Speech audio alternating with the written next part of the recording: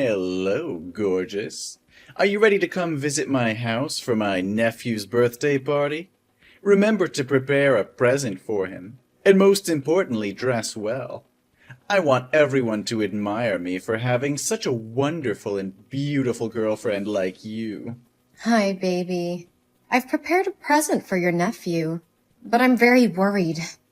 What if your family doesn't like me? Don't worry, I'm sure everyone will love you. You are very beautiful. Trust me. You'll be the highlight of the party. You're the looks, and I'm the brains in the relationship. That's how it works. So, you're saying you're only with me because of my looks? Basically, I mean... What, so if I didn't have my looks, you wouldn't be with me? Well, maybe. I don't mean anything by that. But you just got looks and nothing else. And that's what makes me proud. Every time I go out on the street with you, other men look at you and admire me because I have you. It always gives me a sense of victory and pride. No, you love me for me, right?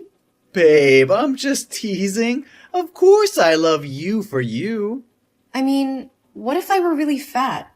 Or had acne spots and pitted scars or freckles? Would you still want to marry me? Oh, no, honey. I am such a wonderful, successful, and handsome man, so my wife must be beautiful and fancy too. I would definitely never date someone the size of a whale, let alone marry.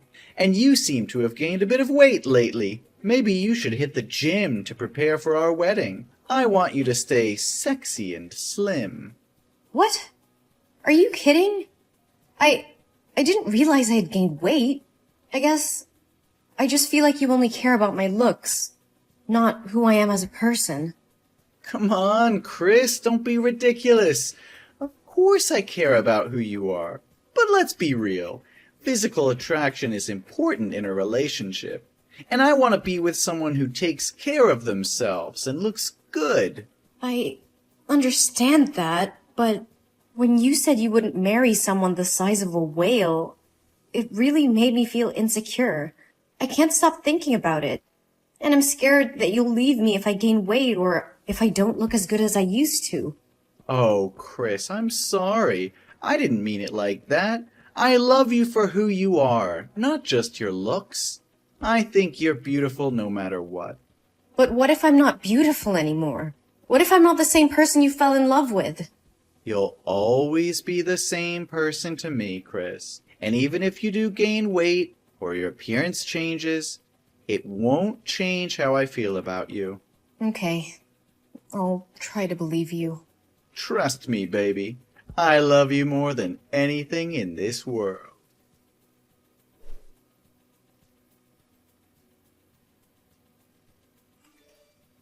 Hey, Mike? Where are you?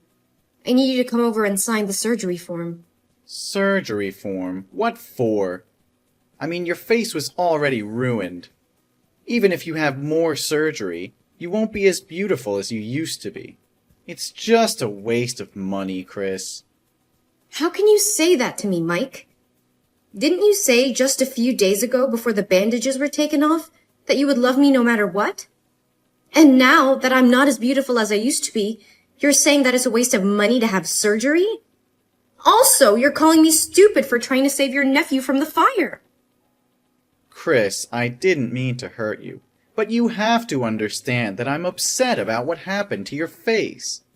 And yeah, you did act stupid and careless by running into a burning house to save a child. Isn't the first thing you should do when you see a fire flare up to protect that face? Now look at you. Your neck and face both have second and third degree burns. The doctor told me that there's almost no chance you'll ever be as pretty again as you used to be. So you're saying that my appearance is more important to you than my life? You said that you loved me no matter what, but now you're acting like my face is the only thing you care about. And don't you dare call me stupid for saving a child's life. That child is your nephew. And I couldn't just stand there and watch him burn. And to this day, I still can't believe that when you guys found out that there were still people trapped in that house, not a single member of your family rushed in to save the child. It's really cruel and heartless. Hey, watch your mouth. We didn't know there were still people trapped inside. It was a chaotic situation, and we were trying to get everyone to safety. We're not heartless or cruel. We're human beings who make mistakes. Even if I knew, I wouldn't put myself in such a dangerous situation, but would calmly wait for the fire department to arrive. Wait? Until when were you going to wait? Until the boy turned to ashes? I know, Chris, and I appreciate what you did for my nephew. But I just can't help feeling angry and frustrated about what happened to your face. I'm sorry for being insensitive, but I can't just pretend like everything's okay. And as for your appearance, of course it's not the only thing I care about. But let's face it, looks matter. And I'm just worried about how this is going to affect us. How could you say that? I thought you loved me for who I am, not just what I look like. And now that I don't look like your idea of pretty, you're acting like I'm some kind of burden. No, Chris, that's not what I meant. I'm not trying to make you feel like a burden, but I can't ensure my love for you will be the same. And we have to face the reality of the situation. Your face is never going to be the same again, and we have to figure out how to deal with that. Really? I just feel so insecure now, Mike. I'm scared that you'll leave me if I don't look as good as I used to. Really? Now let's sign that surgery form and get you on the road to recovery. We'll get through this together, I promise. Thank you for being here with me, Mike.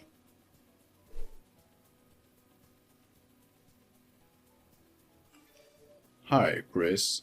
I wanted to check in since you missed your psychotherapy appointment today. The therapist didn't see you, and she said you weren't picking up your phone, so I'm just texting to see if you're okay. If you're busy, I can tell her to reschedule your appointment for a later time. Is everything fine? No, I didn't forget my appointment.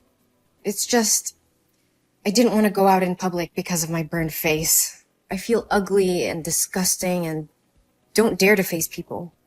Even if I can't see myself in the mirror now, how can I have the courage to go out into the street? I understand how you feel, Chris. In that case, let's have an online therapy session today. And I'll be your special therapist. How are you feeling today? Did you seriously just ask me how I feel? My face is burnt to a crisp. I look like I'm wearing a Halloween mask. 24/7. It's a nightmare. I understand how difficult this is for you. It's tough to imagine what you're going through. No, you can never understand me. Whenever I go out, I have to wear sunglasses and cover my face with a mask, and people treat me differently. If I forget to wear it, people will look at me with pity and stay away. And children will point at my face and call me a monster. I know this might sound horrible to hear, but there are many things to be grateful for. Such as? I lost my job because they told me my face scares customers away. And they said that working in the beauty industry isn't as ugly as this. My dog barks at me every time she sees me. My friends don't recognize me. And whenever I want to meet them, they always find excuses to refuse me. And to top it all off, my fiance doesn't want me anymore. You'll never know how upset I am. But you're alive. It's not everything, but it's a start. Yeah, that's not really saying a lot. Your fiancé may need some time to get used to your new look, and it could also be that the side effects of your medication are making you more sensitive. No, my fiance doesn't love me anymore. I can tell by his actions recently. He always avoids me and doesn't cuddle me like he used to. Look at me. I'm hideous. Chris, what makes a person beautiful is who she is on the inside. And to me, you are the most beautiful, bravest, strongest, and most admirable girl in the world. You used your body to shield a child from burns without a moment's hesitation. That's an incredible act of courage and kindness. But no one said I did the same thing as you. They blamed me for being too careless, stupid, and rash. At that time, I didn't have time to think. I reacted because I didn't want the child hurt, so I rushed out to help him. I can't imagine how miserable his life would be if he got burned like this. If I don't do something, I will live my life in regret. Exactly. And that's what makes you so beautiful. You're a kind and selfless person. And if your fiancé can't see that, then maybe it's best not to marry him. Thank you, Doctor. I feel a bit better now. I'm glad to hear that, Chris. I've been doing some research on burn victims and their recovery, and I've found a specialist in New York who's had tremendous success in treating severe burns like yours. I've arranged a meeting with her, and I'm confident that together we can find the best possible treatment for you, so that you can become the beautiful girl you once were. Well, actually, you've always been beautiful. Thank you so much, Dr. David. You've been great. It's my pleasure, Chris. Thank you for sharing your feelings with me.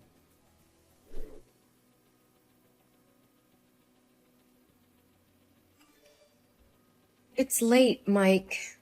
Where are you now? My buddy John is having a basketball match tonight. I'm gonna go down there to watch with the guys. Oh, I love basketball. Send me the location and I will come join you guys. I'll get ready right now. No, baby. This is like a guys-only thing. Really, just stay at home. What's happening? You always bring me to gatherings with your friends. But things have changed. What changed? We still love each other, don't we? Your face, Chris. It's not what it used to be. Oh, you know what I mean. Are you embarrassed? If you're embarrassed, you can tell me, you know. I mean, we haven't talked properly in over 4 months. You hardly even look at me anymore. You haven't slept on the same bed with me. And I'm starting to think that you don't want to marry me anymore. All right. You want to know the truth? Yes, I'm embarrassed. And I'm sick of pretending to be happy in this relationship. I mean, look at you. You're disgusting. I try my best to act like normal, but I can't. It looks like somebody took a cheese grater and just let loose on your face. And marry you? Are you kidding me? Who would want to marry you right now? God, you look like Freddy Krueger. What are you saying? I'm saying I'm breaking up with you. All right? I'm sorry, but your face puts me off. How could you say such things to me? Don't you know how much I love you? Don't you remember all the good times we've had together? Of course I remember the good times, Chris. But those times are gone now. Things have changed, and I can't keep pretending that everything is okay. I'm just being honest with you as you ask. And the truth isn't always easy to hear, Chris. So you're just going to throw everything away because of the way I look? You're going to break up with me because of something that's beyond my control? It's not just about the way you look, Chris. It's about the fact that I can't be with someone who I'm not attracted to. It's about the fact that I can't keep pretending to be happy when I'm not. I'm sorry, Chris, but I can't do this anymore. And you could have avoided this if you hadn't intended to be such a heroine. No, Mike. I'm not trying to be anyone. I'm just trying not to live in sin and regret for the rest of my life for standing on the sidelines while watching someone die. So what? Do you hope my family will feel grateful to you and consider you as a benefactor? Let me tell you, the other day after visiting you from the hospital, my family wouldn't allow me to marry you anymore because they said your face was too scary, and they didn't want the neighbors to talk about it. My nephew cried when he saw you, didn't he? He told me that you're a monster. Whoa, that really hurts. You could have told me this before, Mike. Instead, you strung me along, pretending everything was okay. How could you be so heartless? You gave me hope, but in the end, you were the one who extinguished my hope. Yes, whatever you want. I just want to say that I'm breaking up with you, and you should move out of the house before I come back. No, Mike. You're wrong. I'm the one who's breaking up with you. What? You're breaking up with me? You should be begging and holding me back. Yes, I am. I can't be with someone who is so shallow and cruel. You're willing to throw away a 4-year relationship because of something that is beyond my control? And then you insult me and my appearance, saying such hurtful things? I can't be with someone who treats me like that. You're not being fair, Chris. I didn't mean to hurt you. I'm just being honest with you. Honesty is one thing, Mike. But there's no excuse for being cruel. You could have expressed your concerns in a much kinder and more constructive way. But instead, you chose to insult me and my appearance. That's not something I can forgive or forget easily. And one more thing. You're making a mistake here, Mike. You are the one who needs to move out, not me. What? You're kicking me out of my own home? This isn't your home, Mike. I paid for it before we even started dating. And since you clearly have no respect for me or my feelings, I think it's best if you leave. Fine, I'll leave. But don't think you can just kick me out and forget about me. You'll surely regret not begging me to stay there. No one will date you anymore. I'm not trying to forget about you, Mike. But I can't stay in a relationship where I'm constantly being insulted and degraded. It's not healthy for either of us. Oh, so now you're the one who's concerned about our health? That's rich. I just want us both to be able to move on and find happiness in our own lives. And if that means we have to part ways, then so be it. I deserve someone who loves me for who I am, not just for my appearance. Good luck finding someone who can love that face of yours. I don't need your luck, Mike. I have faith that I'll find someone who can appreciate me for who I am, not just for my looks. And as for you, I hope you find happiness too, but it won't be with me.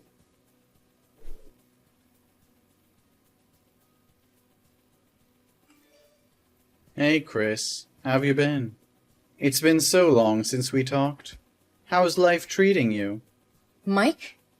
Why are you suddenly reaching out? It's been 3 years and I haven't heard from you. Is everything okay? No, everything is not okay at all. I just miss you a lot. I can't stop thinking about you after all these years. What? Are you kidding me? That year you said you didn't love me anymore because of my ugly face, remember? Actually, 2 years ago, something terrible happened to me. I was attacked by a gang, and they slashed my face, leaving me with a long, hideous scar. My left eye is also blind, so I can only see out of one eye now. Since then, no girl wants to date me. Oh my God. That's awful. What happened exactly? I was out drinking with my friends and I got very drunk. I couldn't control my behavior and got into a fight with a gang. They did this to me. My family spent all their money on my treatment, but it hasn't helped much. I miss you so much, Chris. I think we're a good match now. I'm sure you've been lonely all these years, haven't you? I'm so sorry for what happened to you, Mike, but I can't get back to you. Why not? Do I need to apologize or beg you to come back? Come on, Chris. We're both equally ugly now. Don't make it so hard for me. You're not a petty person, are you? No, Mike.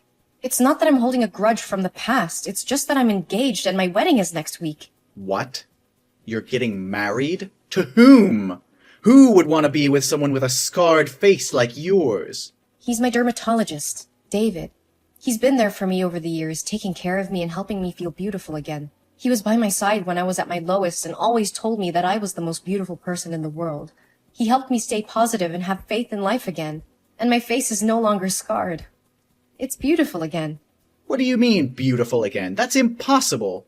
David spent a lot of time researching methods for my surgery, and after 15 surgeries using skin grafting, my face has healed and recovered.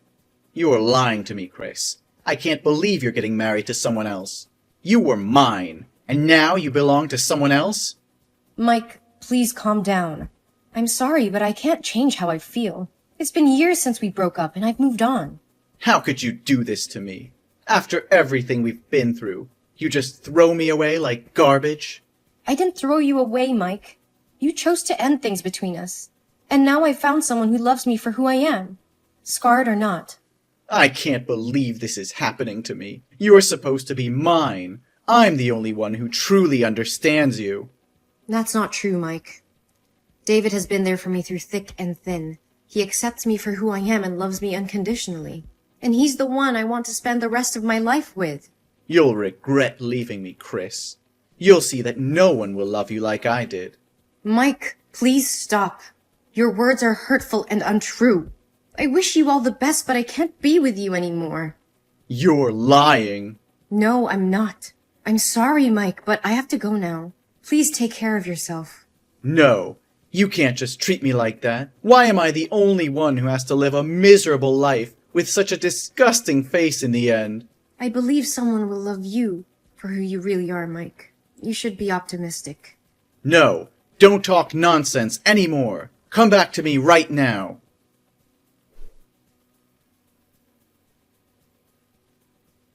As the days passed, I heard that Mike's life spiraled out of control. He became increasingly bitter and resentful towards the world.